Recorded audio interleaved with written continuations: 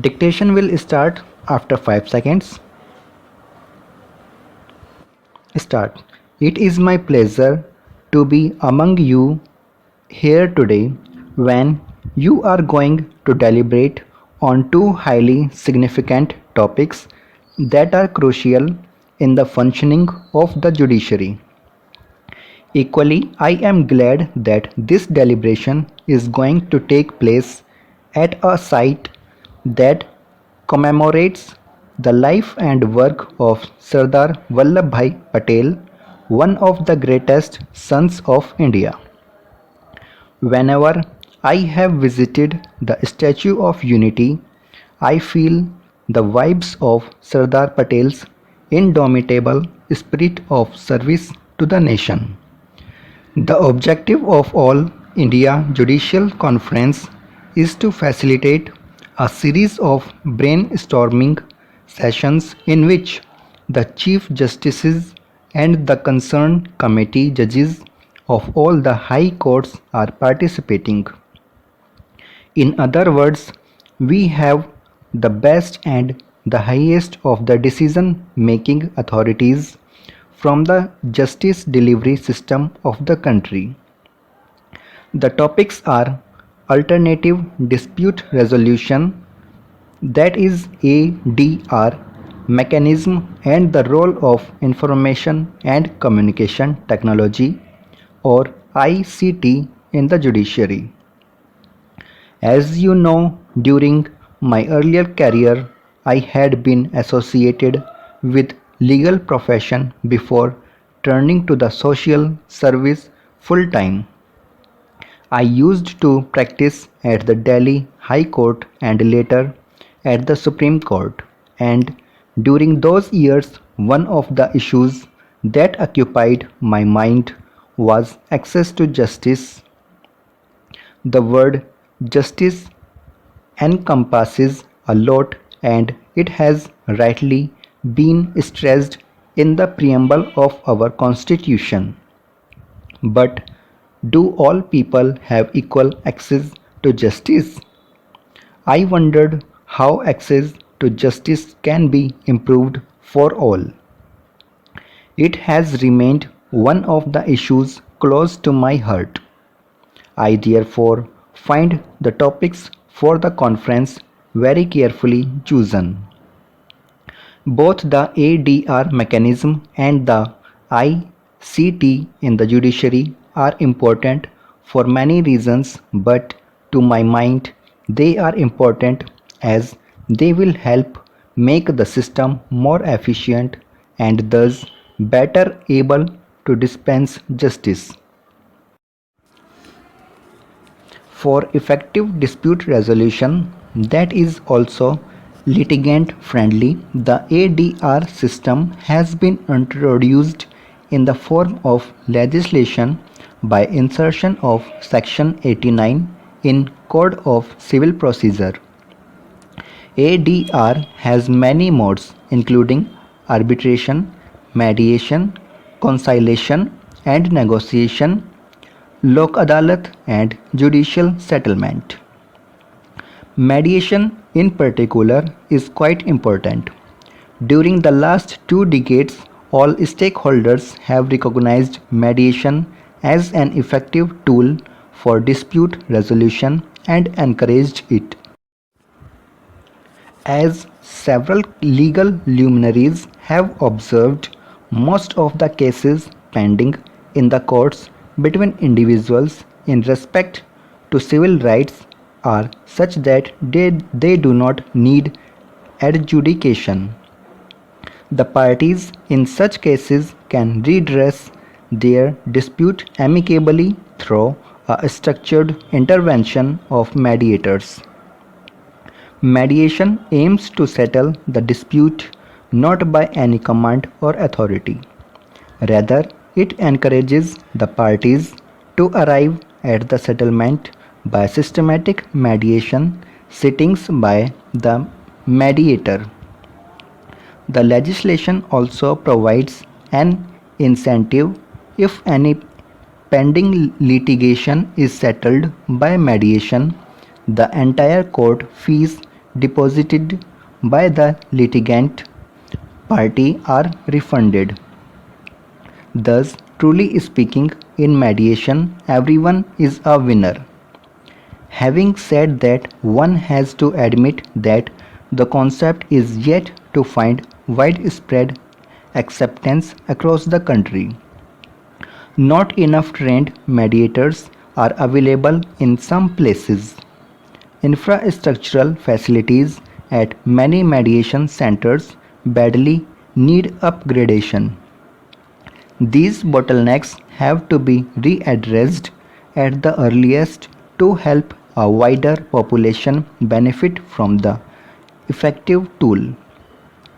Moreover, all stakeholders should display a positive attitude towards mediation if we want to achieve desired results.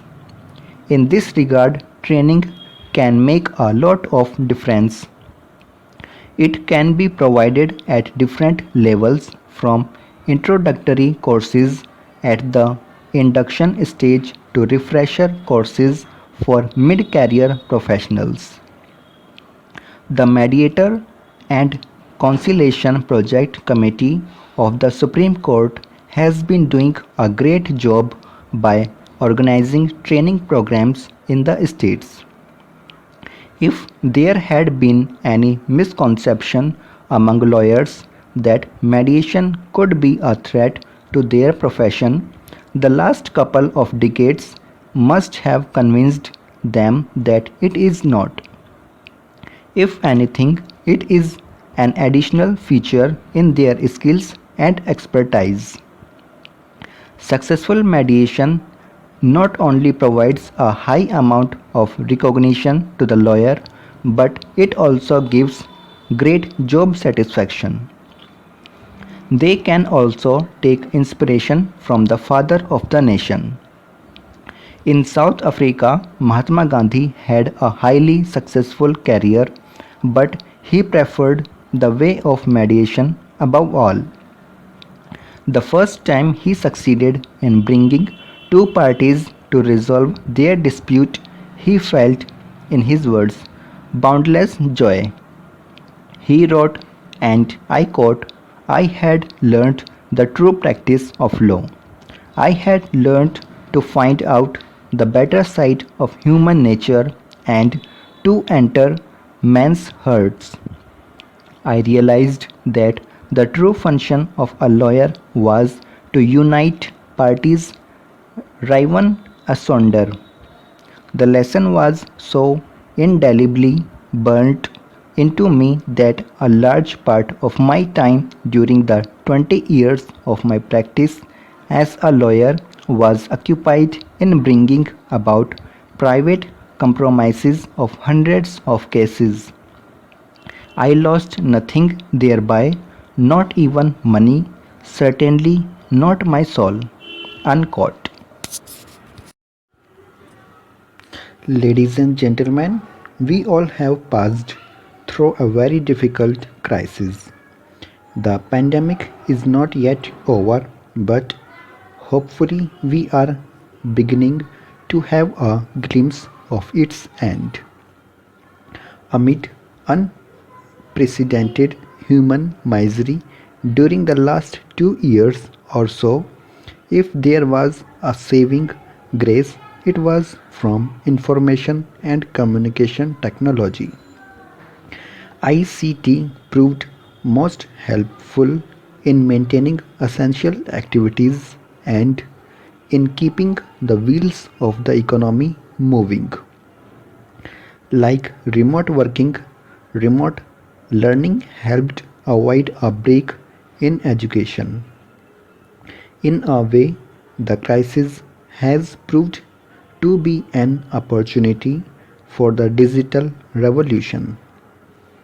The momentum has increased for the adoption of ICT to make public service delivery more efficient. At the peak of the crisis, we too had continued various functions at the Rashtrapati Bhavan with the support of technology. Dispensation of justice too was made possible with virtual hearings when physical gathering had to be avoided. Even before the pandemic, the justice delivery system had benefited from the ICT to improve the quantity and quality of the services delivered to litigants and all stakeholders.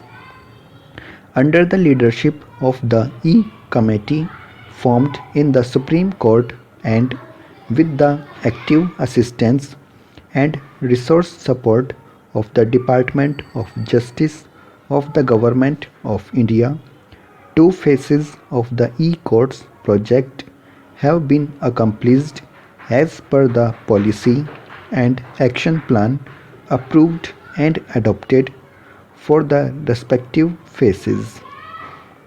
As a result, there is smooth access to the statistics as published on the portal of the e-courts.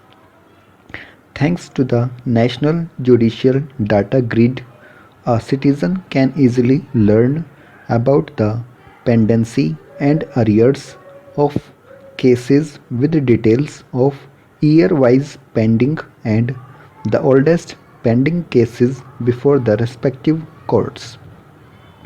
In the similar manner, the computerization of courts has delivered immense benefits for each of the stakeholders.